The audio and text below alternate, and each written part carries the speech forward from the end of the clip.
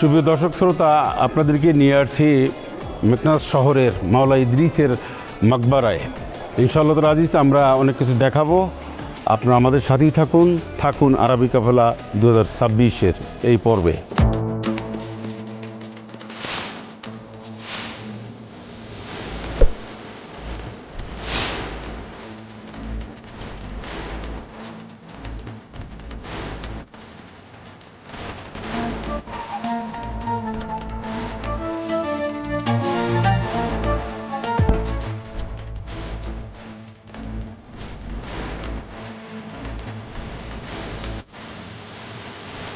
এই অনুষ্ঠানটির title sponsor Rin, powered by Pran recipe mix, co sponsor Seema steel ও মোল্লা সুপার সল্ট।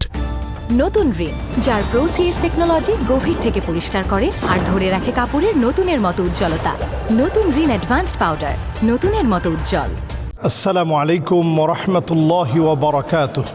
দর্শক, আমরা সুদূর বাংলাদেশ থেকে হাজার হাজার কিলোমিটার পাড়ি দিয়ে মরক্কোর ইসলামিক স্থাপত্য এবং যারা এই মরক্কোকে সাজিয়েছিলেন নতুন সাজে, তাদের খোঁজে আপনাদেরকে দেখানোর জন্য আজকে এসেছি মরক্কোর এই প্রাচীনতম শহর মেকনাসের প্রত্যন্ত একটি জায়গা, যেটি বর্তমান সময়ে জারহুন হিসাবে বেশ প্রসিদ্ধ।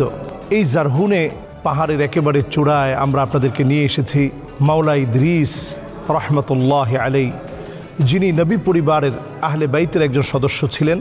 ইতিহাসে ওনার পরিচয় হিসেবে জানা যায়, আব্বাসীয় শাসন আমলে শাসন ব্যবস্থায় যখন চরম বিপর্যয় যুলম আহলে বাইতের উপর নেমে আসে, তখন মাওলা ইদ্রিস তিনি এই মেকনাস নামক শহর, যে শহরটা খ্রিস্টান অধ্যুষিত ছিল, এই অঞ্চলে তিনি এসে নতুন করে স্বপ্ন দেখেন এবং এই মেকনাস শহরকে তিনি আবাদ করেন নতুন সাজে। এই যে সাদা সাদা ঘর বাড়ি আমরা ডানে বামে চতুর্দিকে আপনাদেরকে দেখানোর চেষ্টা করেছি, এ সকল ঘরবাড়ি নতুন সাজের যেন একটা ঘরবাড়ি, যে নতুন সাজে এই পুরো জায়গাটা সেজেছে। এর রূপকার ছিলেন মাওলা ইদ্রিস রহমতুল্লাহ আলাই। মুসলিম শাসকেরা কখনো কখনো মাজলুম হয়ে দিক দিগন্তে প্রান্তে প্রান্তে ছুটে বেরিয়েছেন এবং এক একটা জায়গায় গিয়ে ওইখানে আল্লাহ রাব্বুল আলামিনের কুদরতে ওই জায়গাকে শাসন করেছেন। জারহুন নামক পাহাড়ের একেবারে চূড়ায় এখন আমরা অবস্থান করছি। অনেকটা কষ্ট করে গাড়ি নিয়ে, গাড়ি যোগে কষ্ট করে আমরা এই প্রান্তে এসেছি। এখানে এসে আমাদের মন জুড়িয়ে গিয়েছে।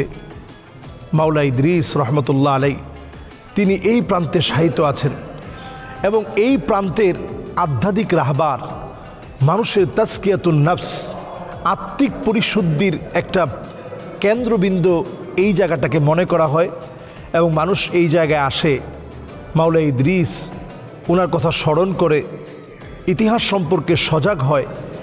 একজন সত্যিকারের নবী প্রেমিক অথবা নবী পরিবারের সদস্য, তারা যে কতটা দিন প্রতিষ্ঠার জন্য অগ্রগামী ছিল, মাওলা ইদ্রিস তার অনন্য প্রমাণ বহন করে। আপনি চিন্তা করেন, আব্বাসীয় খেলাফতের সেই সময়ে যখন চরম বিপর্যয় দেখা দিয়েছিল, আজ থেকে 1225 বছর পূর্বের হিস্ট্রি যখন আপনি দেখবেন, সেই সময়ে তিনি এই প্রান্তে আসছেন এবং মানুষগুলোকে তিনি এক এক করে দিনের দাওয়াত দিয়েছেন। উনি সেই ব্যক্তি যিনি এই মেকনাস অঞ্চলকে মুসলমানদের জন্য সাজিয়েছিলেন। এরপরে যদি আমরা স্পেনে মুসলমানদের বিজয়ের লম্বা হিস্ট্রি দেখি, 700 বছরের উপরে মুসলমান বীর দর্পে ইউরোপকে শাসন করেছে। এই গ্রানাডা আমরা শাসন করেছি, স্পেন আমরা শাসন করেছি। আমাদের শাসনের আওতায় ছিল পুরো ইউরোপের বিভিন্ন অঞ্চল 700 বছরের উপরে। এই শাসন কার্য যার হাত দিয়ে এখানে শুরু হয় মরক্কে, তিনি হচ্ছেন মাওলা ইদ্রিস রহমতুল্লাহ আলাই। আল্লাহু লা ইলাহা ইল্লা হুয়াল হাইয়ুল কাইয়্যুম লা তাখুযুহু সিনাতুন ওয়ালা নাওম লাহু মা ফিস সামাওয়াতি ওয়া মা ফিল আরদ মান যাল্লাযী ইয়াশফা'উ 'ইনদাহু ইল্লা বিইذনিহি يعلم ما بين أيديهم وما خلفهم ولا يحيطون بشيء من علمه إلا بما شاء إلا بما شاء وسع كرسيه السماوات والأرض ولا يؤوده حفظهما وهو العلي العظيم নতুন রিন, যার প্রোসিএস টেকনোলজি গভীর থেকে পরিষ্কার করে আর ধরে রাখে কাপড়ের নতুনের মতো উজ্জ্বলতা। নতুন রিন অ্যাডভান্সড পাউডার, নতুনের মতো উজ্জ্বল। দর্শক, আমরা কারুকাজে খচিত গিলাফ দেখতে পাচ্ছি মাওলা ইদ্রিস রহমতুল্লাহ আলাইহির মাকবারার উপরে, যে গিলাফ দিয়ে আচ্ছাদিত করা আছে পুরো মাকবারাটা। আসলে আরব দেশের কবরগুলো হচ্ছে নিচের দিকে, আর উপরের দিকে একটা স্ট্রাকচার রয়েছে এবং সেখানে বেশ কারুকাজ করা আছে, কারণ মাওলা ইদ্রিস রহমতুল্লাহ আলাই এই এলাকার স্বপ্নদ্রষ্টা এবং এমন শাসক যিনি পুরো এই এলাকাকে শাসন করেছিলেন। এবং শুধু শাসন করেননি, যত শাসকরা তার পরবর্তী সময়ে এসেছে, তারেক বিন জিয়াদ আল বারবারি রহমতুল্লাহ আলাই, যিনি স্পেন বিজয়ী তারেক বিন জিয়াদ, যাকে আমরা স্মরণাক্ষরে, যার নামটা আমরা উচ্চারণ করি এবং আমাদের বুক ভরে যায় ভালোবাসায়, যে তারেক বিন জিয়াদ একজন মুসলিম স্বপ্নদ্রষ্টা, সাহসী এক রণবীর ছিলেন, রণতুর্যবাদক রণবীর ছিলেন তারেক বিন জিয়াদ, যারা প্রত্যেকেই অনুপ্রাণিত হয়েছে মাওলা ইদ্রিস রহমতুল্লাহ আলাইহি থেকে। সুতরাং আমরা বলতে পারি উকবা বিন নাফি আল বারবারি, যে সাহাবীর দ্বারা এই মরক্কে ইসলাম এসেছে, সেই সাহাবীর পরে অনন্য ইসলামের স্বপ্নদ্রষ্টা, যাকে দিয়ে কেন্দ্র করে আজকের এই মরক্কে 100% মুসলিম। যদিও কিছু কিছু গোত্র রয়েছে যারা একসময় ইহুদি ছিল, সেই গোত্ররা যেহেতু অনেক প্রাচীনকাল থেকেই বেলুবিলিস এই এলাকার ভিতরে ছিল, তাদেরকে এখান থেকে সরিয়ে দেওয়া হয়নি, কারণ তারা যেহেতু অনেক আগ থেকেই এখানে ছিল এবং তাদের সাথে বর্তমান যারা ইহুদি আছে তাদের সঙ্গে কোনো সম্পর্ক নেই। তারা মূলত এখানে গোত্রতান্ত্রিকভাবে এখানে রয়েছে। আপনার কাছ থেকে আরও আমরা কথা শুনবো। অনুষ্ঠানের পর্যায়ে নিচ্ছি ছোট্ট একটি বিরতির পরে ইনশাআল্লাহ তাআলা আজিজ মোহতারাম মাওলানা সাদিকুর রহমান আজহারী বাকি তথ্য আপনাদের সামনে উপস্থাপন করবেন।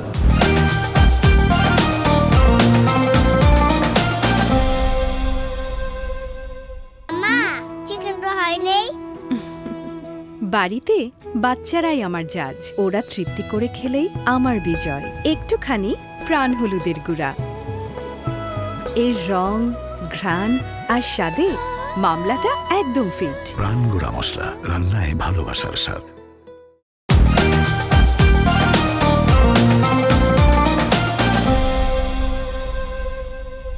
সুপ্রিয় দর্শক শ্রোতা, এতক্ষণ পর্যন্ত মাওলা ইদ্রিস অত্যন্ত একজন বুজুর্গ ব্যক্তি ছিলেন। বিজ্ঞাপন বিরতির আগে আপনারা শুনেছেন মোহতারাম মাওলানা সাদিকুর রহমান আজহারীর কাছ থেকে। আরবি কাফেলার বিজ্ঞাপনের বিরতির পর আবারও স্বাগত জানাচ্ছি। মাওলা ইদ্রিস যে একটি গুরুত্বপূর্ণ স্থাপনা, আমরা মাওলানা সাদিকুর রহমান আজহারীর কাছে যাব, গিয়ে আমরা শুনব মাওলা ইদ্রিসের বেশ কিছু প্রতিষ্ঠান রয়েছে, বিশাল মসজিদ রয়েছে এবং আরও পাঠাগার, লাইব্রেরি, আরও অনেক কিছু রয়েছে, সে সম্পর্কে তথ্য উপস্থাপন করবেন। আমরা যাব এখন মাওলানা সাদিকুর রহমান আজহারীর কাছে। আসসালামু আলাইকুম রহমতুল্লাহি ওয়া বারাকাতুহু। সুপ্রিয় দর্শক, আমরা সাদা ইট পাথরে সাজানো এক স্বপ্ন নগরী মেকনাসের মাওলা ইদ্রিস জারহুন নামক পাহাড়ের পাদদেশে গড়ে ওঠা এক নগরীতে আপনাদেরকে নিয়ে এসেছি, স্বাগত জানাচ্ছি। দেখুন, আজকের এই পর্বে আমরা দেখাচ্ছি যে সাদা কারুকাজে নকশা সম্বলিত মাওলা ইদ্রিস রহমতুল্লাহ আলাই, যিনি আব্বাসীয় খেলাফতের সেই সময়ে জুলমার নির্যাতন যখন চরমভাবে আহলে বাইতদের উপরে, নবী পরিবারের উপরে, তখন তিনি এই প্রান্তে এসেছিলেন দিনের দাওয়াত নিয়ে।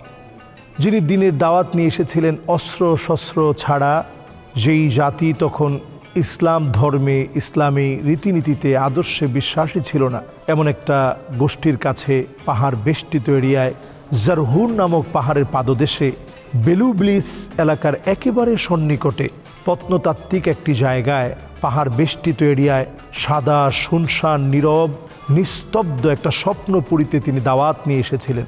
এই এলাকাতেই তিনি বিবাহ করেছিলেন, মানুষকে দিনের দাওয়াত দিয়েছিলেন। আজকে দেখুন, শত শত বছর পুরানো একটি মসজিদ ওনার মাকবারার পাশে এই এলাকায় স্মরণীয় হয়ে আছে। শাসক গোষ্ঠী এই মসজিদটাকে বিভিন্ন সময় বিভিন্নভাবে সংস্কার করেছে। নতুন রিন, যার প্রোসিএস টেকনোলজি গভীর থেকে পরিষ্কার করে আর ধরে রাখে কাপড়ের নতুনের মতো উজ্জ্বলতা। নতুন রিন অ্যাডভান্সড পাউডার, নতুনের মতো উজ্জ্বল। আমরা আজকের এই নগরীর, এই শহরের যিনি রূপকার, যিনি এই শহরকে সাজিয়েছেন, ওনার জীবনী নিয়ে কথা বলছি। একটু চিন্তা করেন, নবী পরিবার তারা কত প্রান্তে দিনের দাওয়াত নিয়ে গিয়েছেন। মাওলা ইদ্রিস রহমতুল্লাহ আলাই, তিনি এমন একজন শাসক ছিলেন, উনি শাসক গোষ্ঠীর কেউ ছিলেন না, সাধারণ একজন মানুষ ছিলেন, যিনি এই নগরীতে এসে তিনি মানুষকে দিনের দিকে আহ্বান করেছেন, মানুষকে দিনের দিকে দাওয়াত দিয়ে ধাবিত করেছেন দিনের পথে। এবং একটা সময় পুরো এই অঞ্চল শাসিত হয়েছে মুসলিম শাসকের হাত ধরে, গড়ে উঠেছে একের পর এক সাম্রাজ্য। এবং এখান থেকে এই স্পিরিট ছড়িয়ে পড়েছে সুদূর স্পেন বিজয়ী তারেক বিন জিয়াদ আল বারবারি।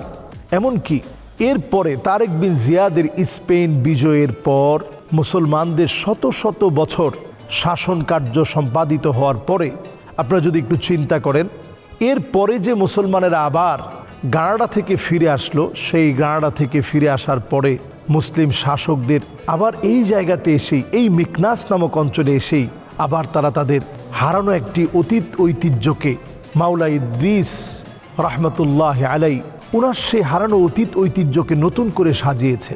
এই জন্য এই মসজিদে আমরা যদি লক্ষ্য করি, আমরা দেখব সেই সময়ের আব্বাসীয় খলিফা বা মুসলিম শাসকদের যে জ্যামিতিক কারুকাজ ছিল, সেই জ্যামিতিক কারুকাজে এই মসজিদটা নির্মিত হয়েছে। এবং পাশাপাশি আন্দালুসীয় ডিজাইন এই মসজিদে রয়েছে, কারণ পরবর্তী শাসক যারা ছিলেন, প্রত্যেক শাসকরা যখনই এই বারবারি শাসকরা এই এলাকায় শাসন করেছে, মুসলিম শাসকরা মারিনিনরা যখন এই এলাকায় শাসন করেছে, মুসলিম শাসক মারিনিন মুয়াহিদিন যতজন ছিলেন তারা প্রত্যেকে যখন এই এলাকায় শাসন করেছে, তাদের সময় এই মসজিদকে সাজিয়েছে। এই এলাকার সাদা সাদা স্বপ্নপুরী বাড়িঘরগুলোকে সুন্দর করে তারা সাজিয়েছে, কারণ তারা মাওলা ইদ্রিস রহমতুল্লাহ আলাই, ওনাকে মাওলা বলা হতো, কারণ মাওলা মানে অভিভাবক, যিনি দায়িত্ব পালন করে অভিভাবকত্ব গ্রহণ করেছিলেন। আমরা অনেক সময় আমাদের দেশে মাওলানা বলি, মানে আমাদের অভিভাবক, একজন আলেম যিনি আমাদেরকে খুতবা দিবে, আমাদেরকে ইমামতি করাবে, আমাদেরকে নেতৃত্ব দিবে, তাকে মানুষ হয়তো মাওলা বলতে পারে, কিন্তু নিজেরা নিজেদেরকে আমরা এটা বলতে পারি না যে আমি অমুক, আমি মাওলানা অমুক। এটা আমরা নিজেরা না বলে বরং মানুষ বলবে। মাওলা ইদ্রিস রহমতুল্লাহ আলাই যিনি এখানে শায়িত আছেন, যার বিশাল অঞ্চল পুরাটা সাদা, একেবারে এত সুন্দর একটা স্বপ্নপুরী মনে হয় দেখতে, এই নগরীতে এসে মুসলমানদের হারানো সে অতীত ঐতিহ্য যেন আমরা ফিরে পাই। এবং বারবার সে আহলে বাইতদের আমরা যে তাদের কাছে কত ঋণী, তারা যেখানেই জুলমের শিকার হয়েছেন নতুন একটা জায়গায় গিয়ে দিনের দাওয়াত দিয়েছেন, দিনকে ছড়িয়ে দিয়েছেন, তাদের হাত ধরে দিক থেকে দিগন্তে কালেমার পতাকা উড্ডীন হয়েছে। বাল্লিগু আন্নি ওয়ালাউ আয়া, বাল্লিগ এটি আমরের সিগা। আল্লাহ পাক এখানে একটা তাকলিফ, আমাদেরকে একটা দায়িত্ব দিয়েছেন। আন্নি এটা হচ্ছে তাশরিফ, আল্লাহ পাক একটা সম্মান দিয়েছেন যে নবীজির কথা তোমরা ছড়িয়ে দাও।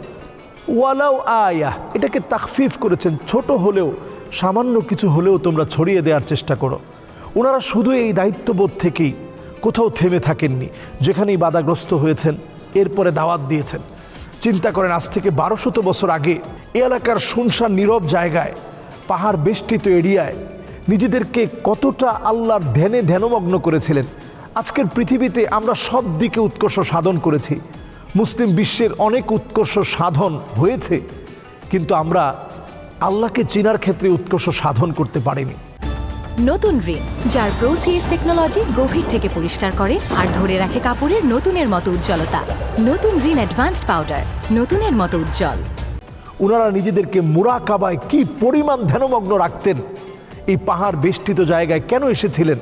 এই জন্য এসেছিলেন নিজেকে লুকিয়ে রেখে মানুষের কাছে দিনের দাওয়াত, তাওহীদের দাওয়াত এক এক করে ছড়িয়ে দিতে হবে। কোনো অস্ত্র নিয়ে তিনি এখানে প্রবেশ করেননি, বরং আখলাক দিয়ে দিনকে বিজয়ী করেছেন।